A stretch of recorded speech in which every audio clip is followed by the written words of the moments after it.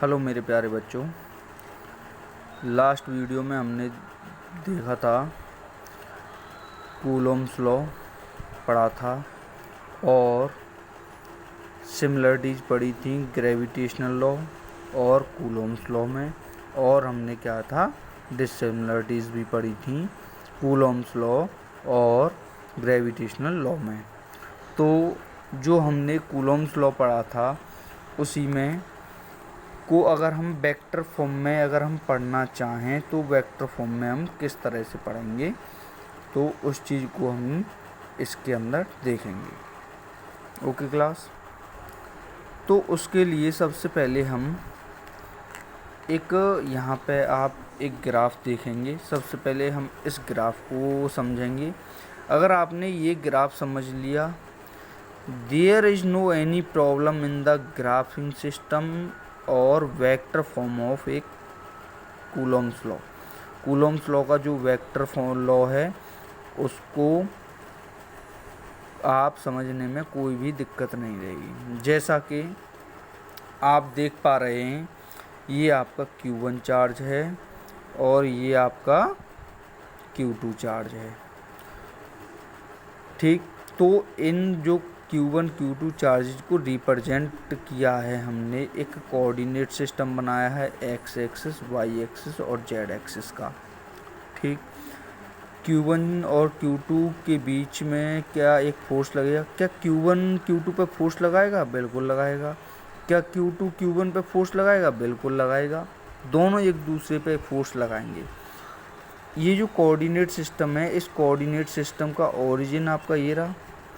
इन दोनों चार्जेज हैं जो Q1 है और Q2 है, इन दोनों के बीच की जो डिस्टेंस है, बीच की डिस्टेंस नहीं, आपका ओरिजिन से जो डिस्टेंस है वो Q1 के लिए क्या मान लिया आपका R1 मान लिया है, Q2 के लिए वो क्या मान लिया यहाँ पे R2 मान लिया है हमने।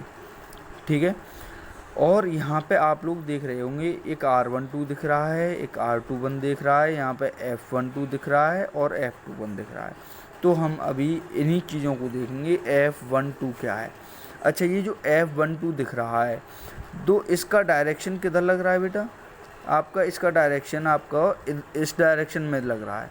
तो इसका मतलब ये है जो F12 होगा ये Q2 चार्ज के द्वारा Q1 पे क्या लग रहा है? ये फोर्स लग रहा है। क्या है? जो Q2 के द्वारा Q1 पे जो फोर्स लग रहा है वो कौन सा है आपका? F12। अच्छा, इधर आप क्या देख पा रहे हैं? F21 है। F21 किधर लग रहा है आपका? F21 की डायरेक्शन किधर है? इधर है। अच्छा, इधर है। तो इसका मतलब मैं ये कह सकता हूँ कि इस पे जो फोर्स लग रहा होगा Q2 पे, जो Q1 लगा रहा है, तो वो फोर्स कौन सा होगा आपका? F21 है।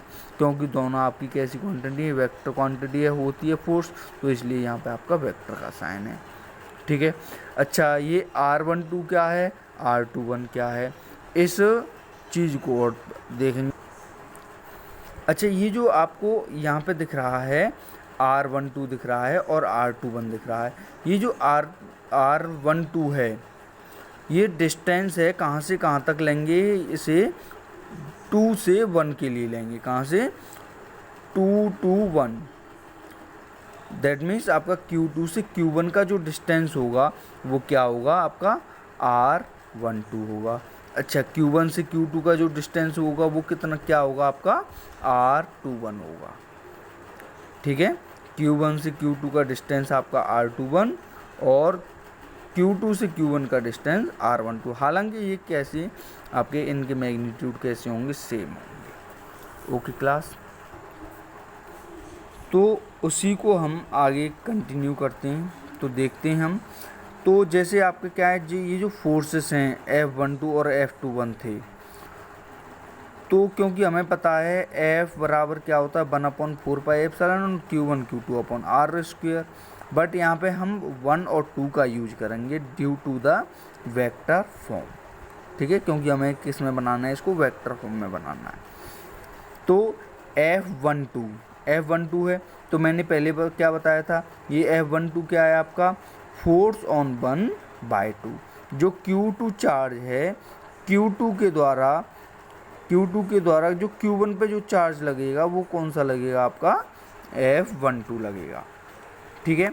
अच्छा, F12 इक्वल टू क्या 1/4 pi epsilon, it is the constant term. Q1 Q2 are also given in the diagram.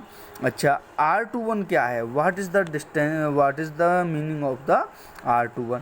R21 का मतलब ये है distance from Q1 to Q2। Q1 से Q2 की जो डिस्टेंस होगी वो कौन सी होगी, R21 होगी।